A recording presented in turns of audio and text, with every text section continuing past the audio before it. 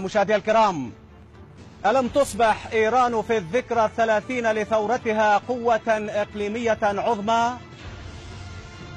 أليس حريا بالعرب أن يتعلموا من إيران النهضة والمقاومة والكرامة والديمقراطية بدلا من معاداتها؟ ألم تنفق إيران أموالها على إنتاج القوة النووية والصواريخ العابرة للقارات والأقمار الصناعية، بينما تبذر دول الخليج المليارات في البورصات المحلية والأمريكية؟ ماذا أنتج العرب سوى بناء الأبراج الشاهقة التي أصبحت خاوية على عروشها بعد الأزمة الاقتصادية؟ ألا تتباهى إيران المحاصرة بصناعاتها الثقيلة بينما نستورد نحن الغطر والعقال من بريطانيا، وفوانيس رمضان والفول والحمص من الصين، والشيشة من اليابان، ونتوسل الفتات من أمريكا؟